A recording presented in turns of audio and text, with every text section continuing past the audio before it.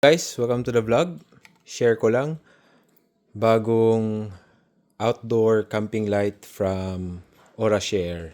Ayan. So may lamp siya. Ayan, as you can see. Tapos flashlight. Tapos very straightforward yung function. One button lang sa function. Tapos battery indicator dito. And USB charging. And so by the way guys, this one is 2,400 milliamperes and mayroon na siyang input and output, meaning pwede siyang gawing power bank. Okay, so again, this one is from Orashare. So test natin guys.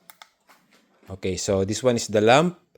Tapos around 300 lumens.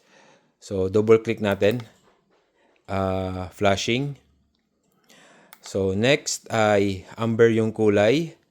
Pag i-double click natin guys, magfa-flash siya. Pag long press naman, magdi-dim siya. So, check natin. Hold and long press. Ayan. So, magdi-dim na lang siya guys. Yan. Okay, so nag-dim siya. Double click. Flashing na kulay amber.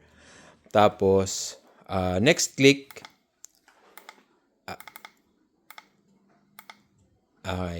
next click ay flashlight. Ayan. Flashlight. So, pag double click, ito yung pag double click natin, mag-flashing siya. Ayan. Flash or strobes. Pang SOS.